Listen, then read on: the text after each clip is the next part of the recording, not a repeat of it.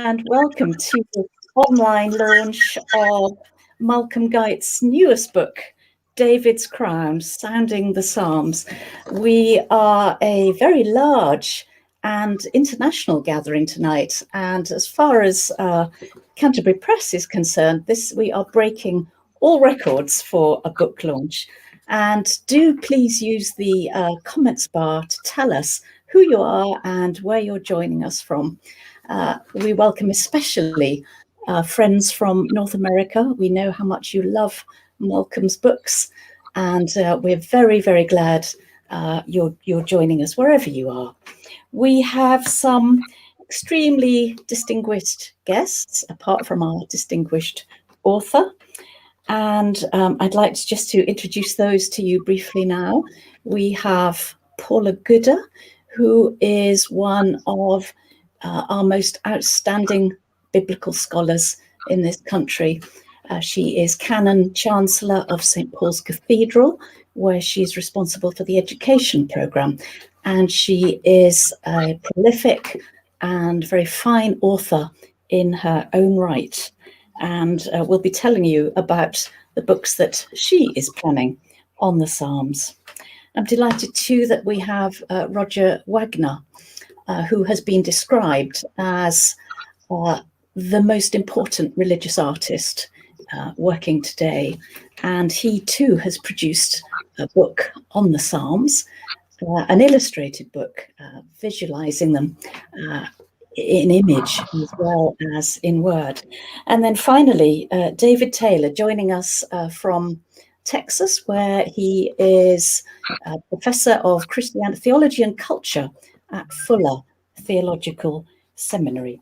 My name, in case you're wondering, is Christine Smith, and I'm the publisher at Canterbury Press, and I have the enormous privilege of being Malcolm's editor. This, David's Crown, is Malcolm's 10th book with us and his 5th poetry collection. And I would say it is his most significant achievement yet.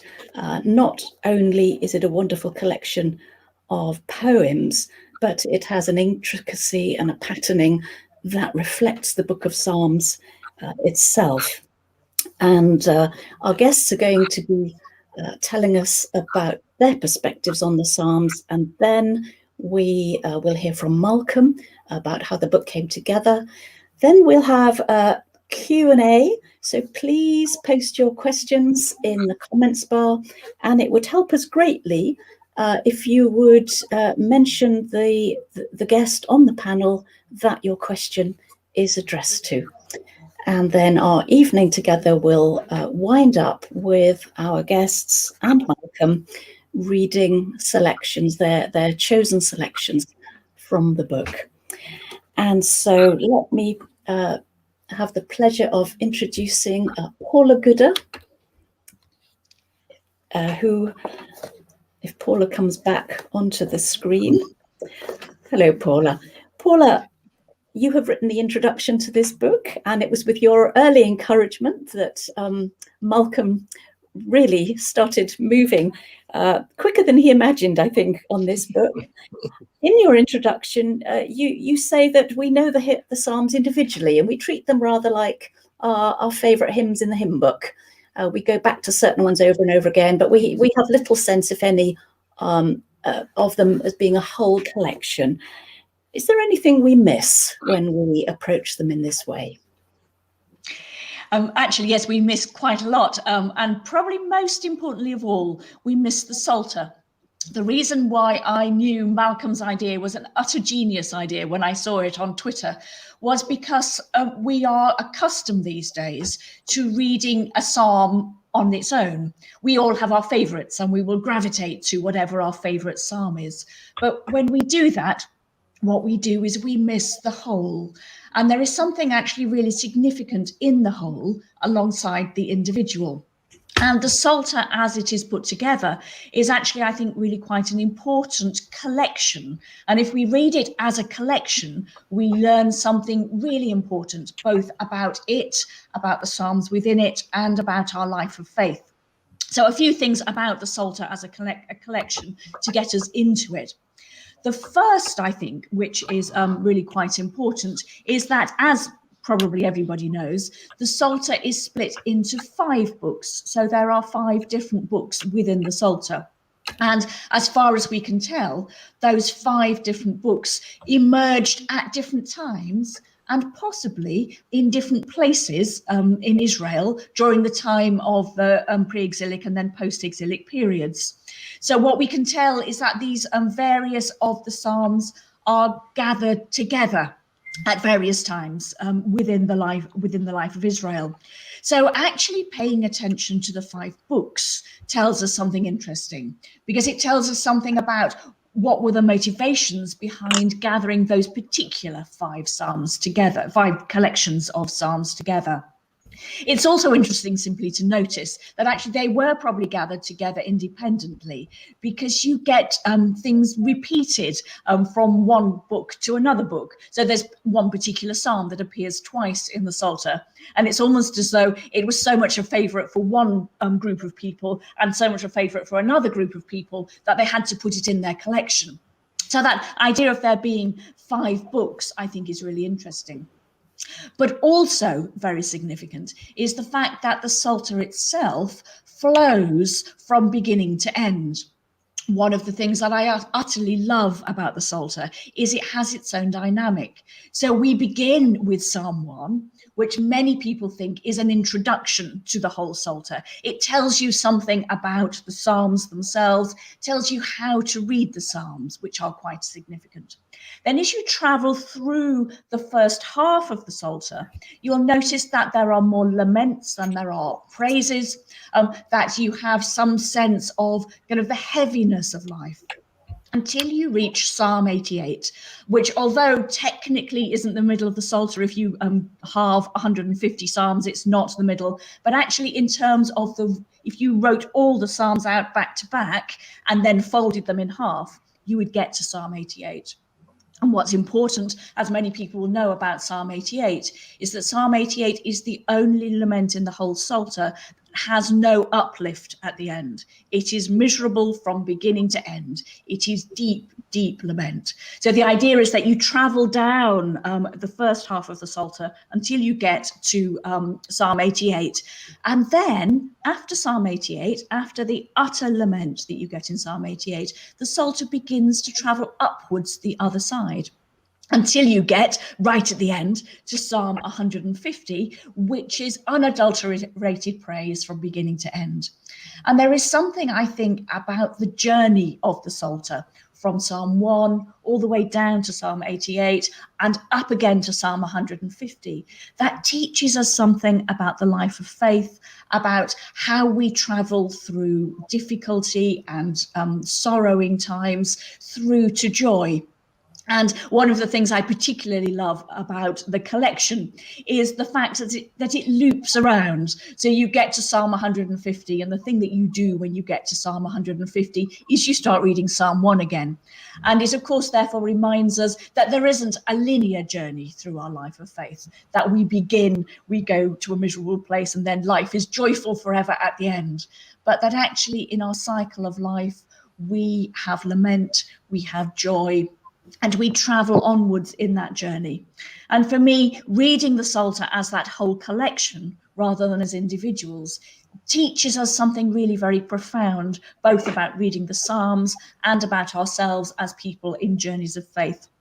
And one of the things, as I've said, I really love about Malcolm's edition of the Psalms is it gets you into this vision of how we relate psalm to psalm and how we travel in our lives from psalm to psalm.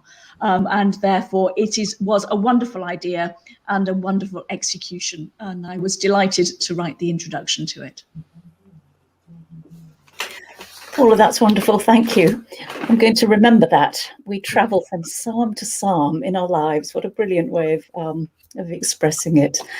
Roger, if we may turn to you now.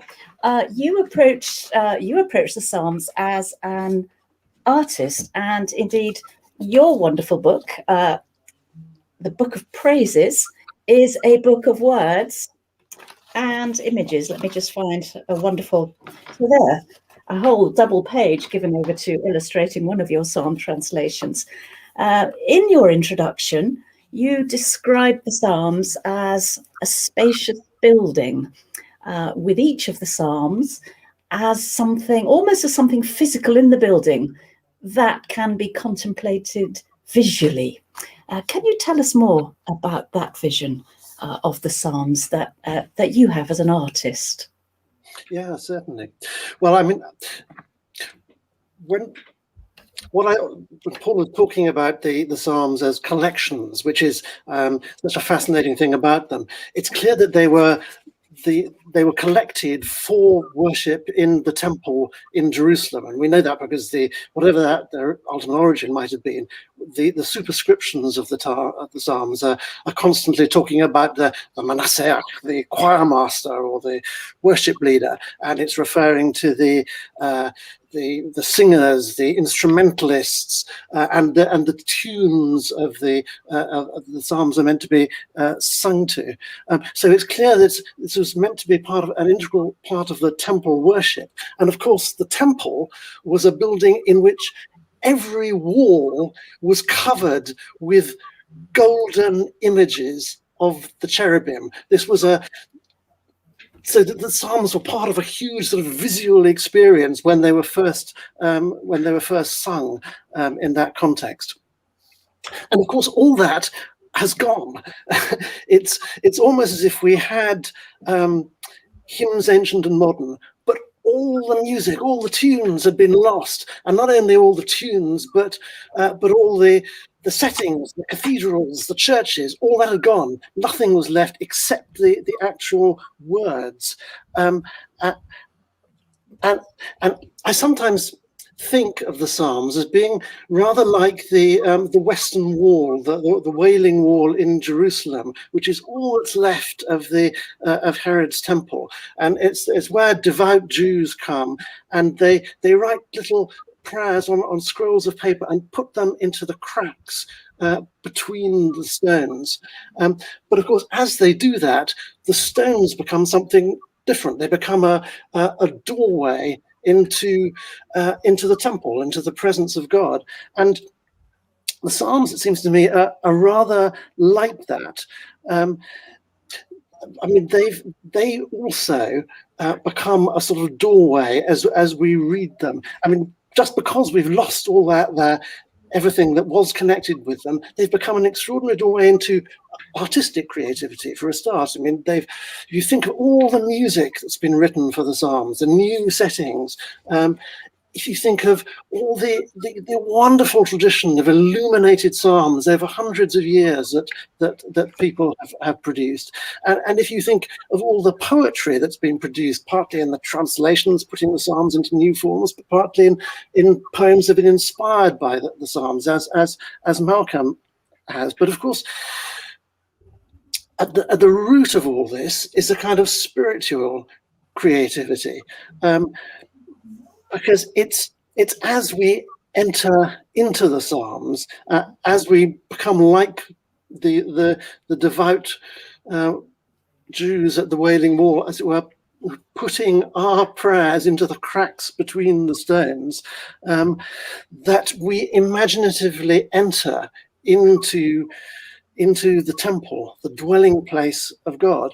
And of course, that's the whole point. It's striking to me that even within the Psalter, there's later psalms like Psalm 74, which reflect on the destruction of the temple. They conclude that God reaches beyond, the purposes of God reach beyond the physical stones, and so that the destruction of this temple is not outside the purposes of God. And of course, when we come to the New Testament and Jesus says, destroy this temple and I will rebuild it in 3 days, then the meaning of God dwelling with his people, and by extension, the significance of the Psalms take on a whole new dimension. All scripture, we're told, is God-breathed. But when we hear the Psalms on the lips of Jesus, on his breath, breathed again by him, they become translucent to new kinds of meaning that couldn't perhaps have been imagined by David or the sons of Korah. Many illuminated psalm books begin with an image of David and an image of Christ side by side.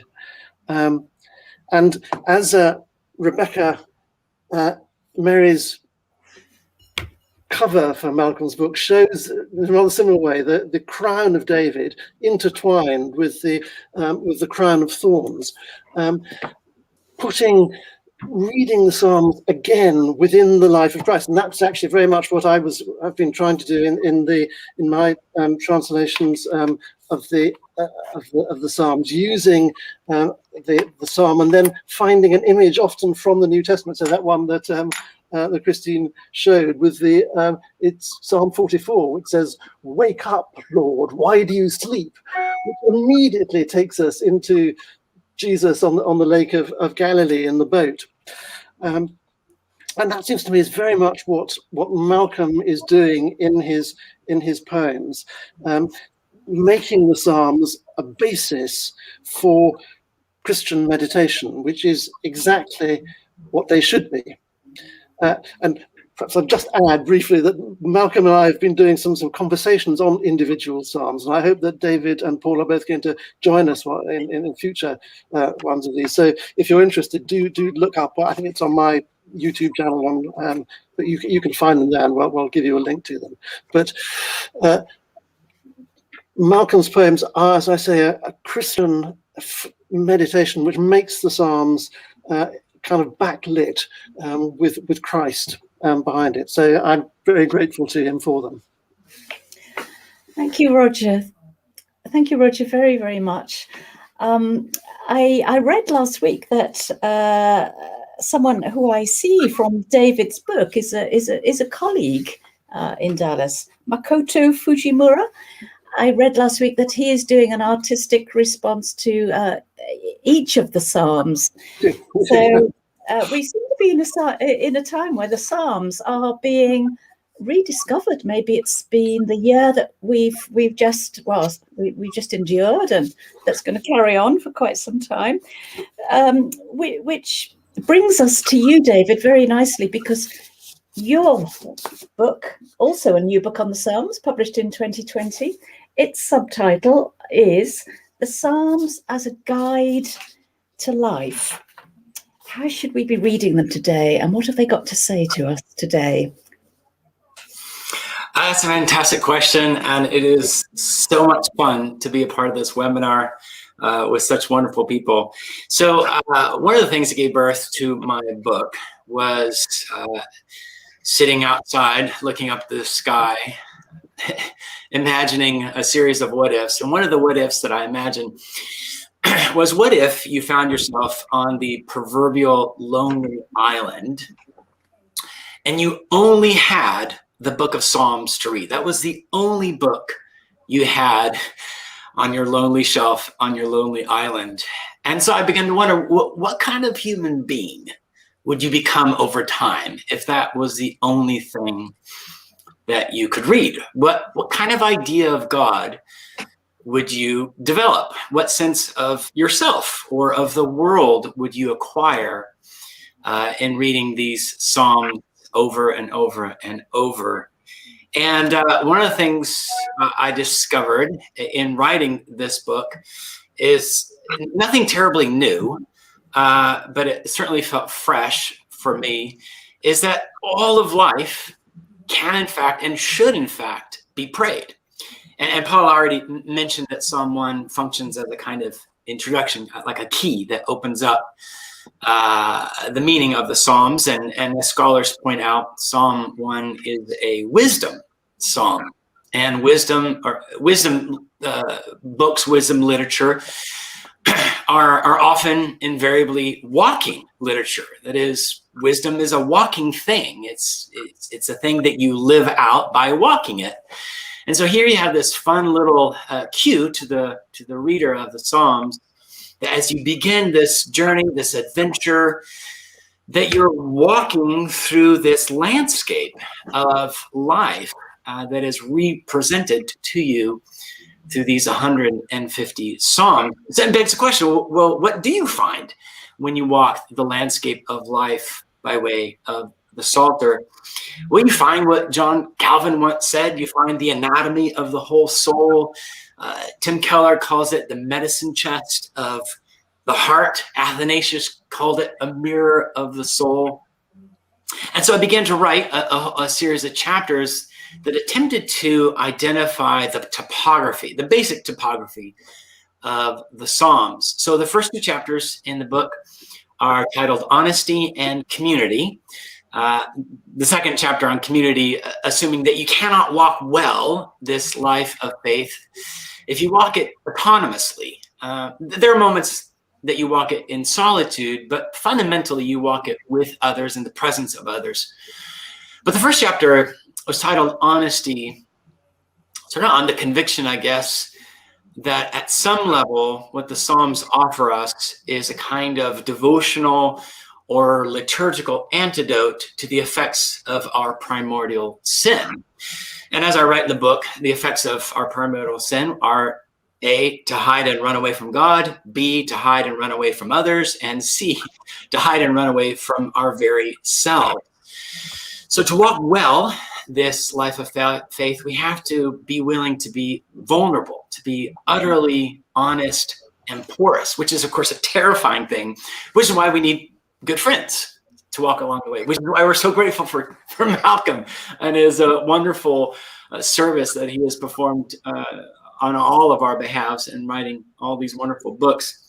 So the kinds of things that I explore through the book are history, a little bit of a history of the Psalms, prayer. The Psalms are prayers, but how do they do prayer, in fact? And then I have a chapter on poetry, because I've lived most of my life intimidated by poetry. Most of the people I know are intimidated by poetry.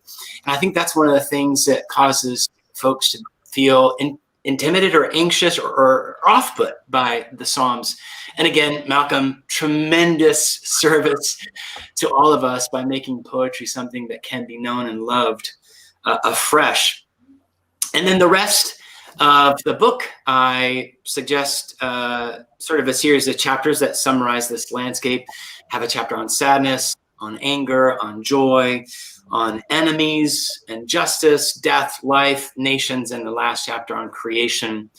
That's where we end in Psalm 150 with this symphonic, cosmic praise that, as Paula pointed out, doesn't forget where we are, that lament still is a part of our lives. But it was tremendous fun to write. I learned a great deal. And now I get to be blessed by reading Malcolm's reinterpretations, fresh apprehensions of the Psalms. So that's the book, Open and Unafraid, the Psalms as a Guide to Life. David, thank you so much. Your talk prompted lots of comments, and we'll come back to some of those. We're already getting some questions, which is great. So before we go to Malcolm, can I just say, please start posting your comments and questions. Maybe share something that you've discovered about the Psalms recently that you hadn't experienced or understood before. And if you can mention the panel member that you would like to answer the questions, we'll cover more questions that way. And so the star of the show, Malcolm, and your new book. We are just so delighted to have published this for you, and so overjoyed that people have joined from around the world, all continents, to celebrate its publication. And we look forward to hearing from you how the book came about, and it went, and how it got to be written so quickly. When we began talking, you thought it would be a 3-year project, and yet here we are, barely a year on, celebrating a wonderful poetic accomplishment. So we can all give you a virtual applause as we bring you on stage. Thank you. That's very kind. Well, I think the first thing I want to say is, in a sense, as has been very clear from everybody else's comments, the star of the show is not this poet, but is the Book of Psalms itself. It's this astonishing collection of poetry written, I mean, inspired in a sense and begun by David, but written over so many hundred years. This remarkable compendium of poems that, you know, as David Taylor said, are utterly honest, and as Paula said, take you on a journey, and as Roger said, constitute themselves. They form themselves into a temple for you, even though the outer temple has fallen, and then they inhabit the temple of your heart. It's the Psalms themselves. So in terms of how this book got going, I mean, I once thought some time ago, because I love the Psalms and I read them often, you know, that one day I might write a commentary on the Psalms, a devotional commentary, you know, perhaps in prose, but that was a sort of glimmer in the distance. But like so many people during the course of this experience of pandemic and lockdown, we were thrown back on our own resources, but we're also thrown back ultimately on the deepest resource, which is God himself and the heritage and culture of our faith and the church and the scriptures. And the Psalms, of course, are part of the daily office and just woven into the fabric of things. And to be honest, when you are saying them, you know, in that context, year after year, they kind of rattle by you, you know, you don't necessarily give them the full attention they deserve. But I found that in the course of this lockdown, the Psalms were clamoring for attention, that they had become the language of the heart. I mean, I always loved, you know, Newman's motto was cor ad cor loquitur, heart speaketh unto heart, you know, and you really felt there was something from the heart of the psalmist to the heart of us. So I began to pay a little bit more attention to them at the beginning of lockdown.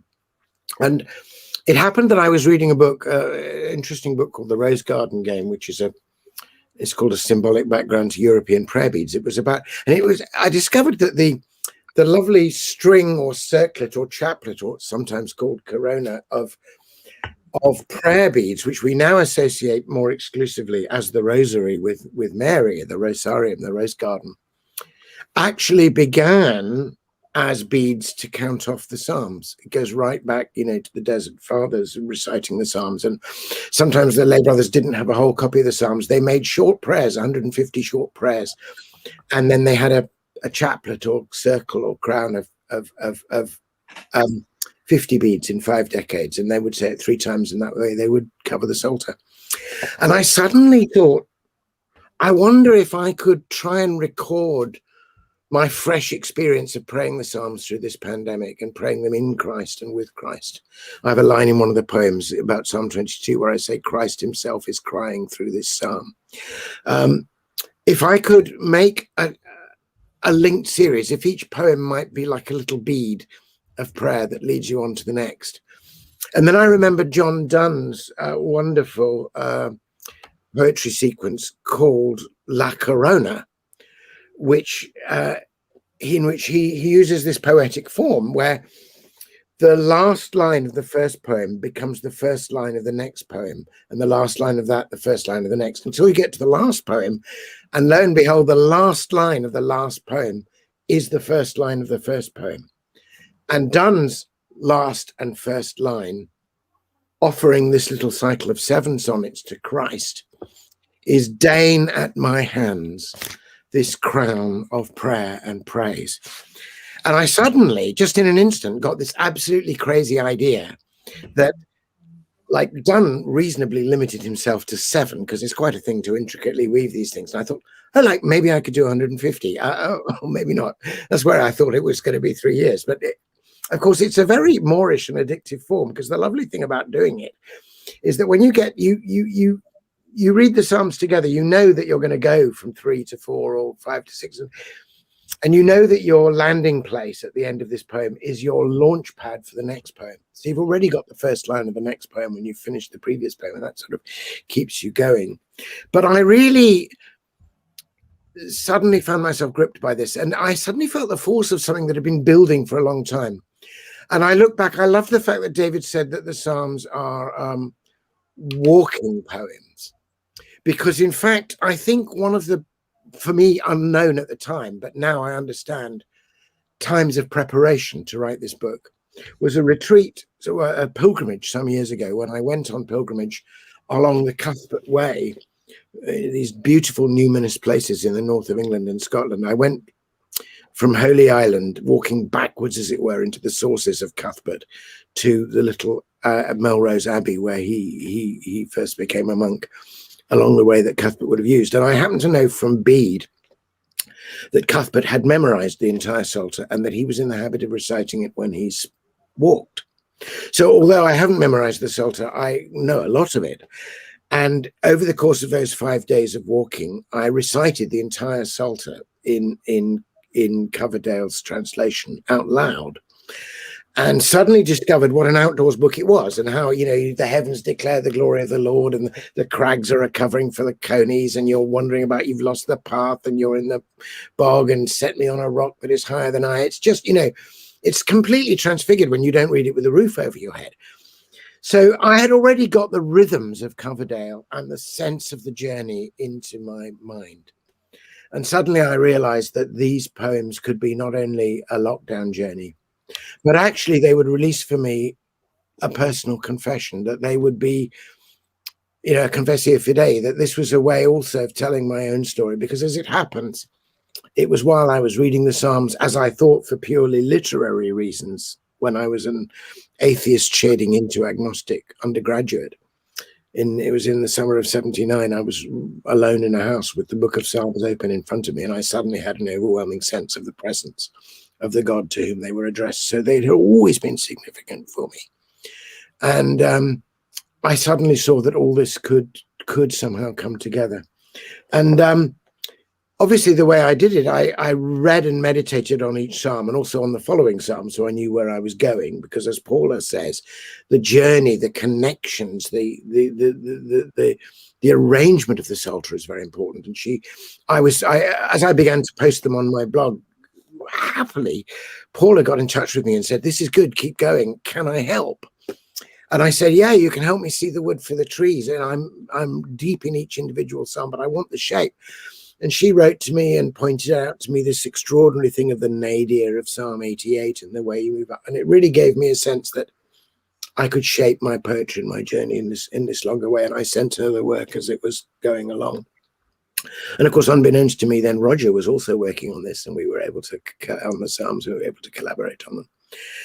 Something that came out from it for me, in one sense, you can read this book alongside your Psalter, and I think for a lot of people it's going to be a case of perhaps they're planning some worship or a service, and they're going to use this psalm, and they'd like another text to reflect on it, and they might go to my book and find it, just as they do in Sounding the Seasons, where, you know, it's Trinity Sunday, what am I going to do? Oh, there's a poem. And I think that's fine, and that's so lovely. But I realized, because I wrote them in this extraordinary rush, basically 2 months of intense work. I mean, I had to revise them a lot after that, but the first draft was just addictive. I was just writing all day, every day, making this thing happen. So there was a continuity in them. And when I was reading the proofs and just reading them right through, I realized that although they can be used individually, and I hope they will be, that actually this is a narrative poem. I mean, it's a narrative poem of about 2,000 something lines, telling the story of faith, the story of Christ, but also the story of Christ in us, that story of going down to the 0 point and then being found and raised and brought up again into praise. And it's been an extraordinary experience to write them, and I hope something of that experience will be communicated to those who read them. Thank you. Malcolm, thank you so much.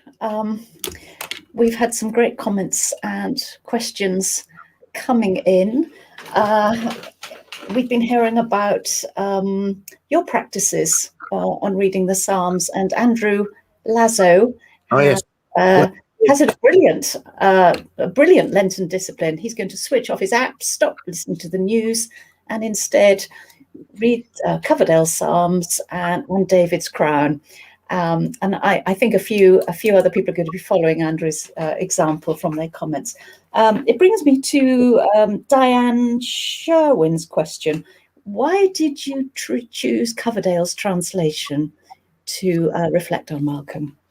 Thank you. That's a very good question. And of course, there are so many good translations available, and everything from Coverdale through to, I know that David has worked with Eugene Peterson and in The Message and so on. Coverdale, for me, there are two reasons. One is it's the bedrock familiar one for me, because I've tended to use the Book of Common Prayer in my devotions, and it's my go-to thing. But the other is literary, and it's to do with rhythm. It's to do with, there's a certain rhythmic patterning in the language of Coverdale, which is itself poetic. It carries its own music. And also the language, it's got all kinds of literary resonances because it was in the Book of Common Prayer. All the poets I admire. I mean, in this book, I name check several poets directly, John Donne, George Herbert, Gerard Manley Hopkins, but I also allude quite a lot to Blake and Tennyson and other poets. And of course, for all of them, as they responded to the Psalms, Coverdale was the text. So it was the supreme, for me, the foundational or germinating literary text.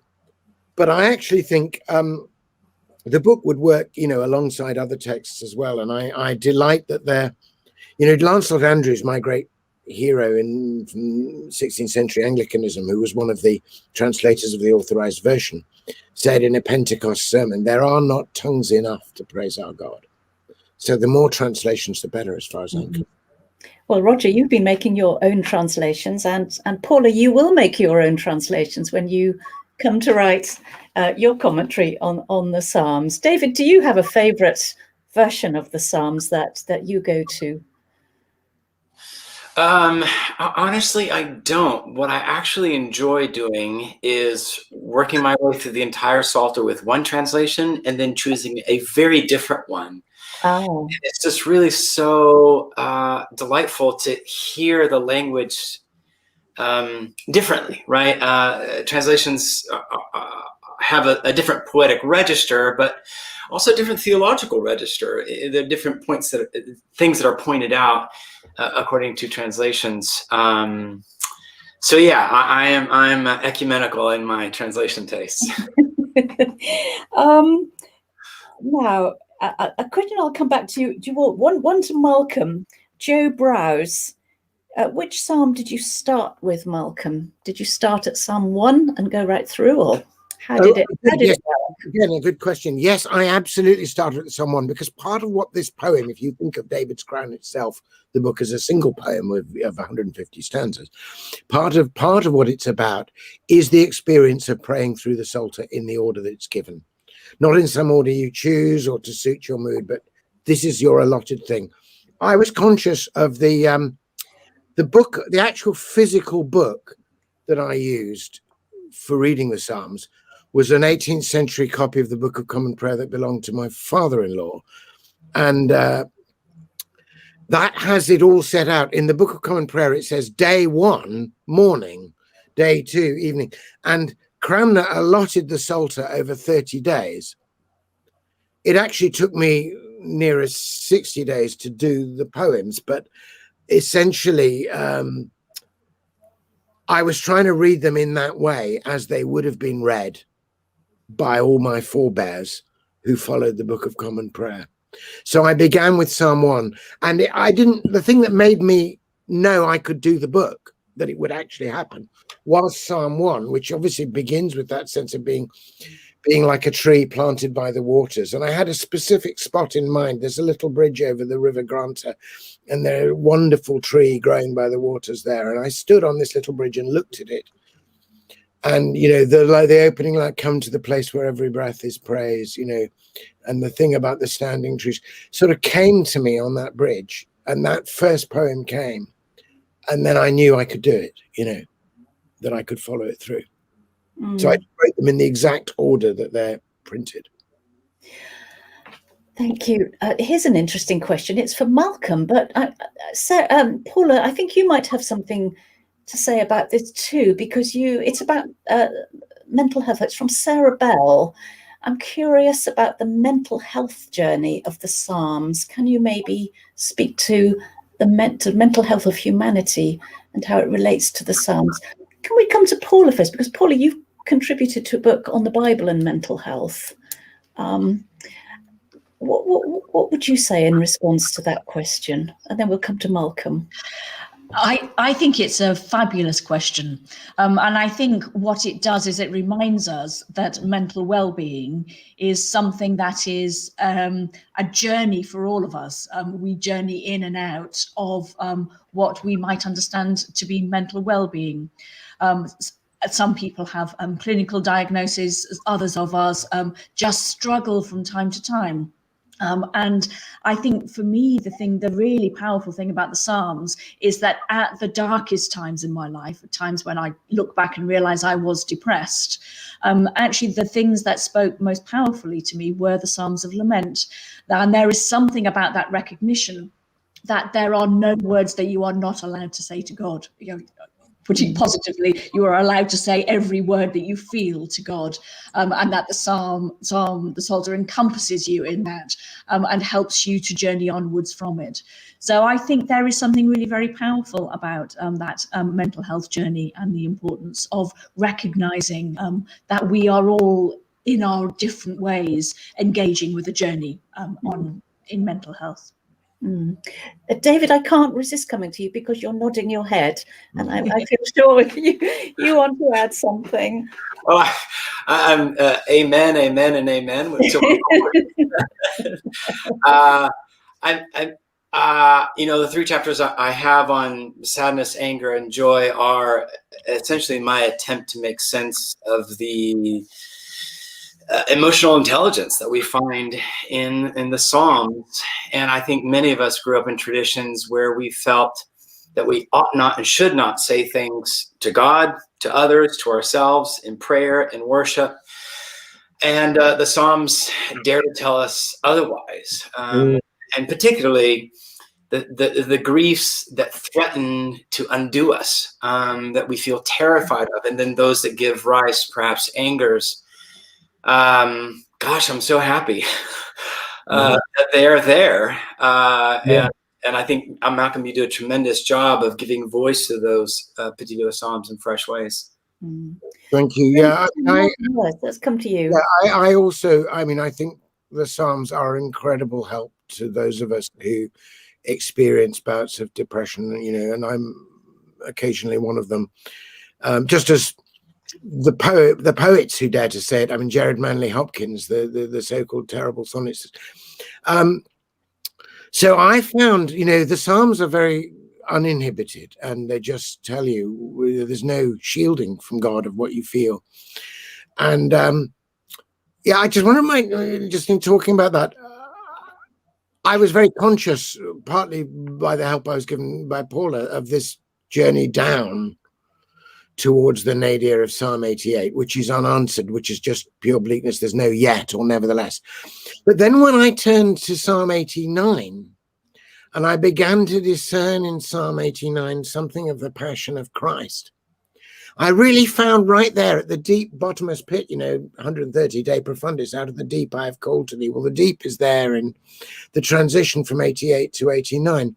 I just wonder if I might read you the very end of 88 through to the beginning of 89 in my poetry, my poetic response to it, because I think I articulated something of my own experience here as well as the psalmist, but perhaps it would resonate with other people too.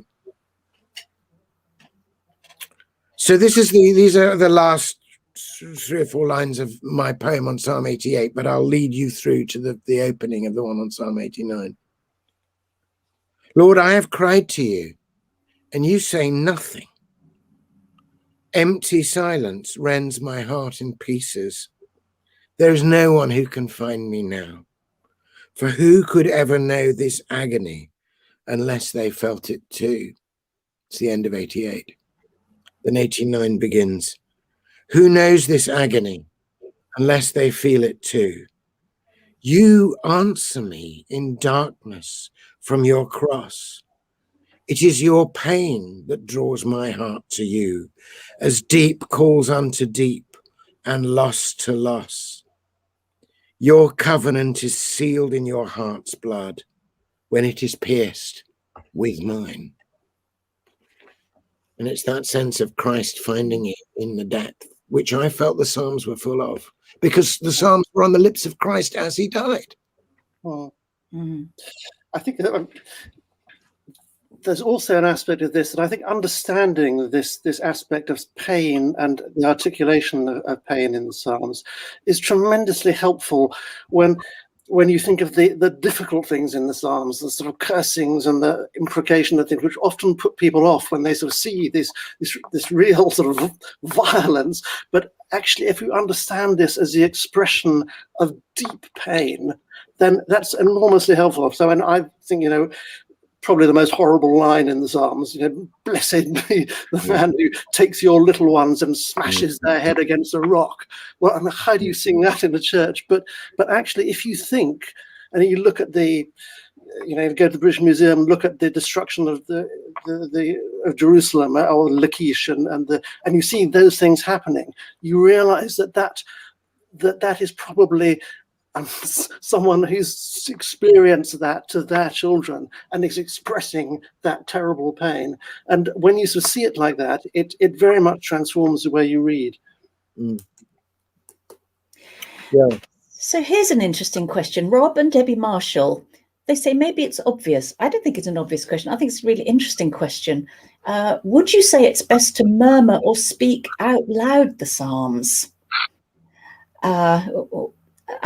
I think that, Malcolm, you've spoken about how, we're so used to reading texts that were written to be spoken aloud. How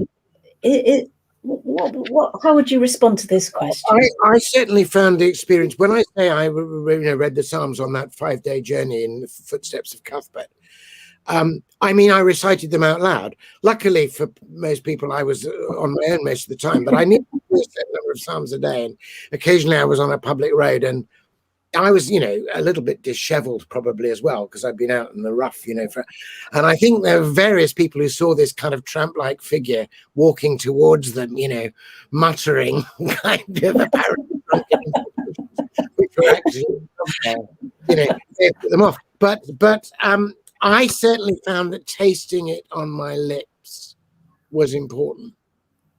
But I know there are many, many ways to do it. And obviously chanting and singing is another way. But maybe there's something in the silent thing too. I would be interested to hear what the others think about that. Yeah. David, do you want to say something? Yeah. I don't, again, think I'm saying anything terribly original, because scholars like Paula could tell us better than most. But I think it is important to state the obvious, which is these poems originated in an oral society. And as such, I think their fullest, richest, most potent meaning is discovered in their orality. It'd be like taking all the great music that has ever been written in any genre and only reading the score. Well, it's fine. It's good. But it's when it's sounded out that you really, as it were, get it. And so I think there's an awful lot of research that underscores the importance of saying these things out loud and saying them one to another, that call and response facet where, as the saying in Spanish goes, it's hablando se entiende la gente, which is you figure stuff out when you talk it out together. And I think the Psalms are always inviting us to talk it out. And talking it out, you get it, as it were. Indeed. Roger, there's a question for you from Benjamin, and we'll make this the last question before we go. Time is running out. David has another commitment at 8 o'clock. But Roger, here's a question for you from Benjamin White. Novalis said that we know the invisible better than the visible. I think all artists aim for this, and you're all artists here, artists with words or with image. As a visual artist, Roger, can you describe the challenge of showing maybe too much? The Psalms certainly are uninhibited, as we've said. Is it possible to show too much? Yes, it is, because just as it's possible to explain too much and to be too explicit, because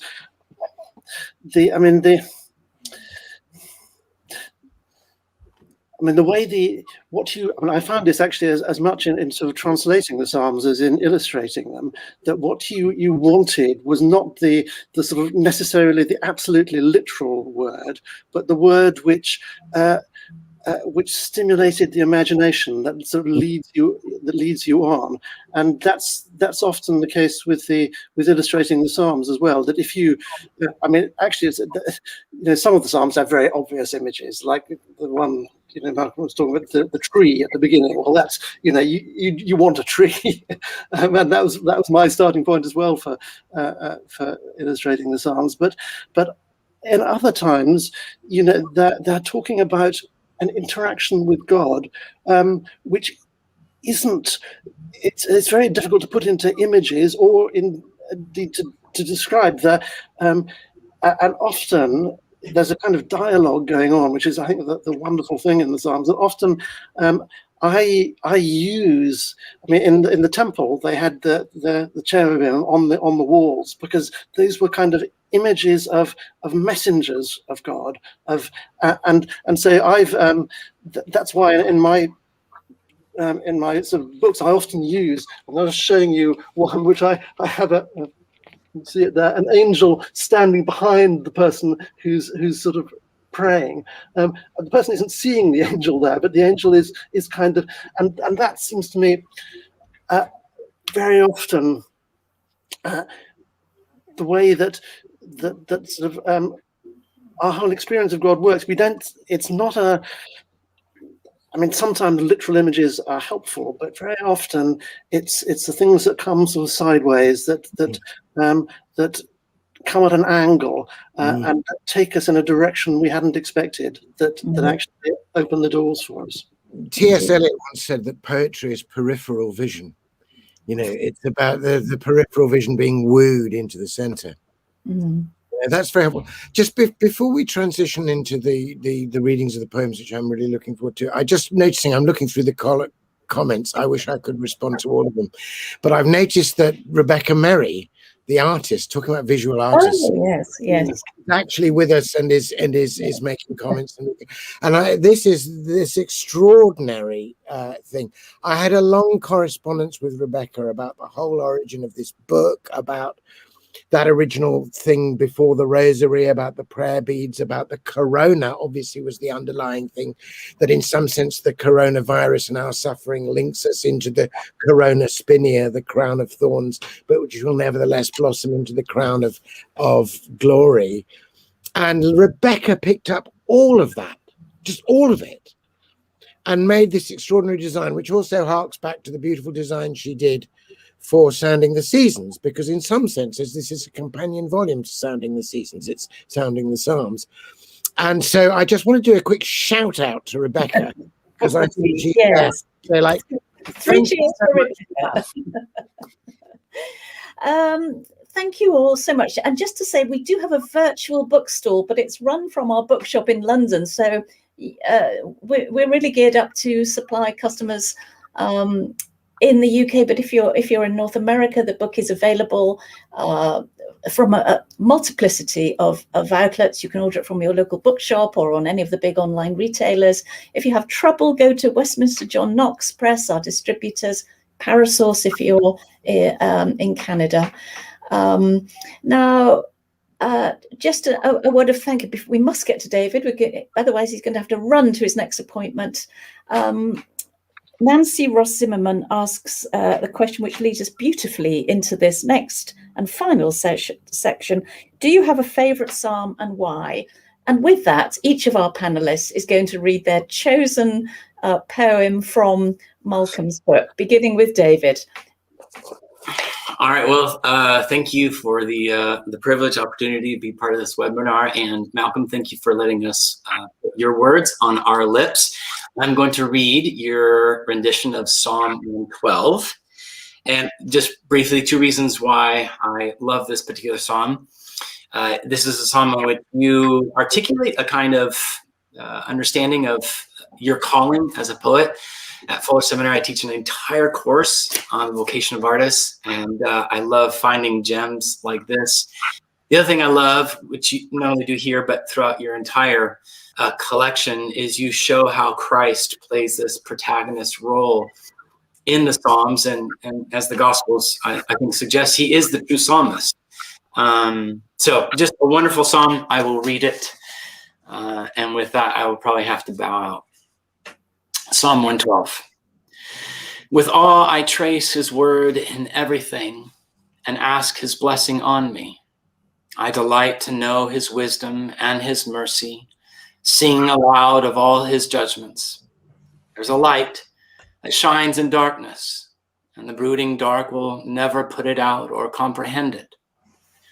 And now I pray that Christ himself will work in me, that through my words and deeds he'll bless the world he loves, that I will never shirk the call to lend a little of his grace to all who need it, that I will not shrink from sharing all I have, that I'll redress as best I can the world's injustice, drink so deeply from the well of life that I may bring all those who thirst back to its brink. Thank you, David. Thank you and goodbye. Thank you for being a part of this, David. It's been a pleasure to have you. My appreciation. Thank you. So now we come to Paula. Oh, Paula, you're on mute. Yeah. Somebody was going to do it this evening, weren't they? Might as well be me. I'm going to read two favourite Psalms, Psalm 130 and Psalm 139. And one of the things I wanted to say that really struck me as I read all of the collections, but they really popped out in these two, is as a trained biblical scholar, the thing that I absolutely ought to disagree with and retreat from is reading the Old Testament Christologically. It's in my DNA as a trained biblical scholar. And I have to say that I absolutely loved Malcolm doing it. There was something very, very profound for me about drawing out the Christological emphasis in the Psalms. So, of course, we need to read the Old Testament non-Christologically, but actually reading it Christologically in this way, I found profoundly rich. So these two reflect around the birth narratives in their different ways. Psalm 130. Ask him for mercy. You won't be denied. Call on him de profundis from the deep, the places where the child in you has cried all night unheard, and where your spirit weeps as Rachel wept and would not be consoled. Cry from the place where grief unspoken seeps into a bitter silence, never told and never healed. So cry out from the deep. Bring every grief to God. Do not withhold a tear from him. Give him your tears to keep, for they are precious to him. Flee to him. His heart was pierced, and he knows how to weep, for he is full of mercy, and with him is plenteous redemption. Let him sound the depth that he might draw out you from them. And Psalm 139. This very night I worship and adore, for I am drawn towards your mystery. I cannot fully know you, but before I was conceived, you knew and summoned me. You called me into being. I was formed both in my mother's womb and in the sea of your strong love. The blood that warmed my growing body also flowed in you, when you were hid in Mary's womb and formed in our humanity. I turn to you because I know my heart, because you know my heart better than I. The darkness there was never dark to you. However low I fall, however high I rise, your loving presence meets me there, and you will still be with me when I die.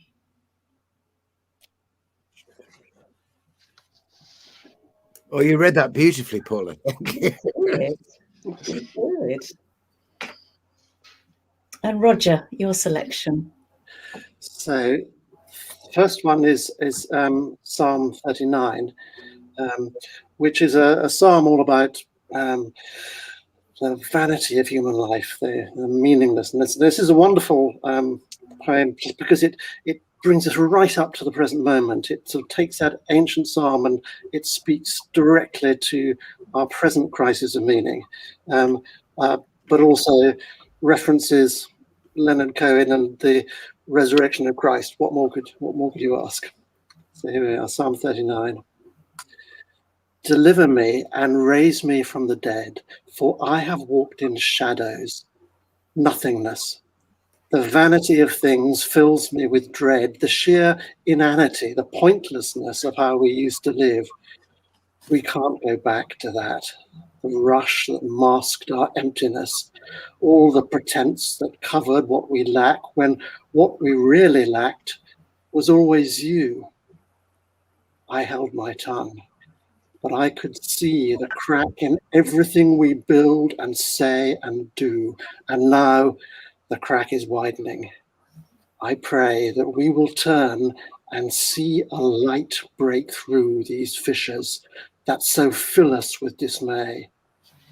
The death we fear is birth.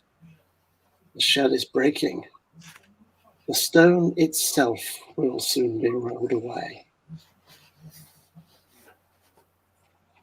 And the second one is Psalm 137, by the waters of Babylon, the one that I talked about before. But this, I think, is just, if I was anthologizing, I told Malcolm when I first read the poems, they reminded me very much of In Memoriam, Tennyson's great sequence of poems, which can be read as a whole sequence, but there are particular poems within that just jump out, like Ring Out Wild Bells or Loved and Lost. And this is one of the poems that I would anthologize from this.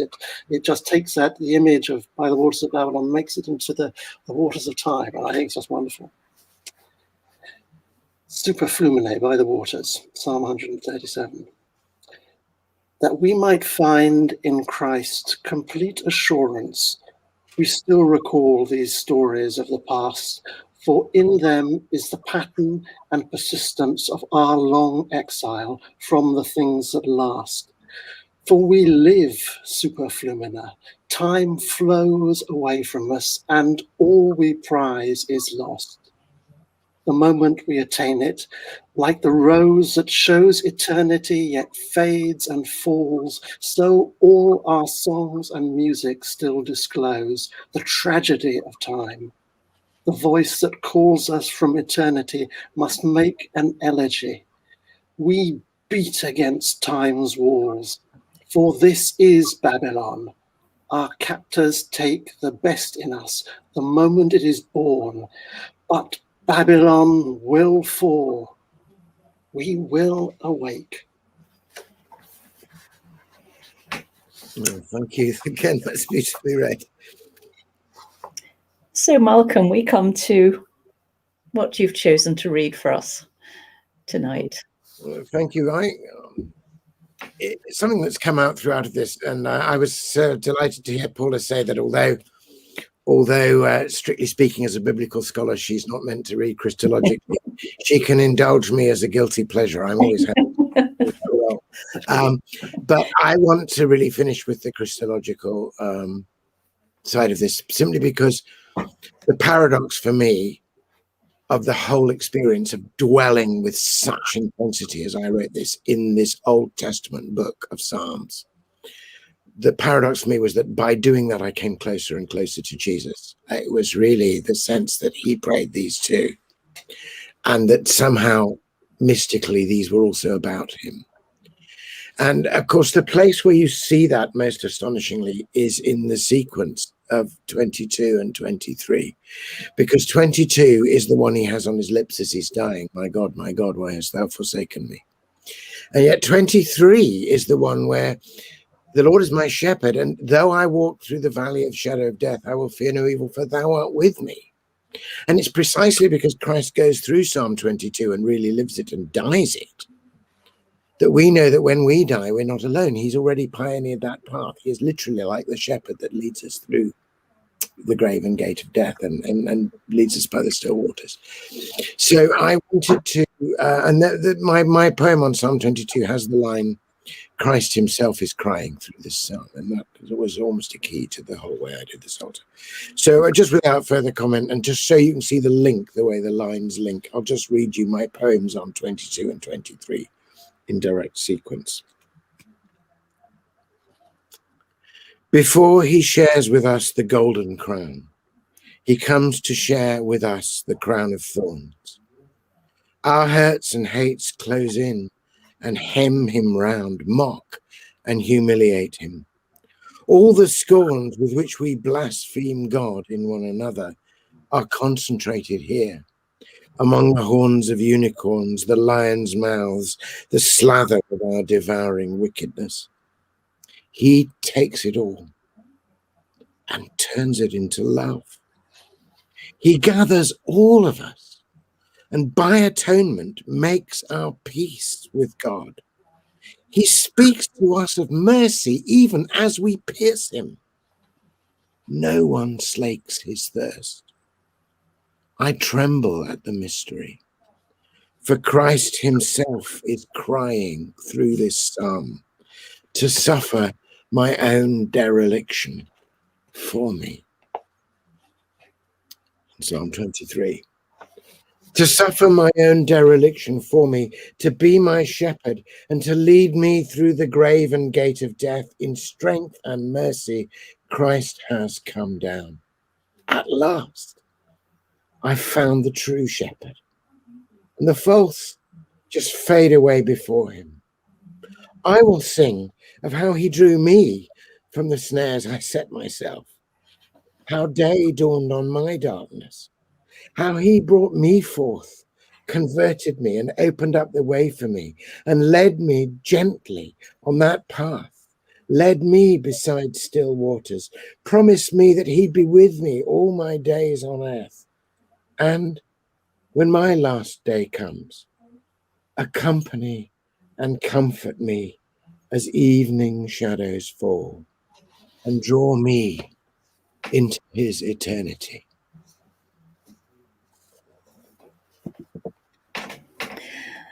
Malcolm, thank you.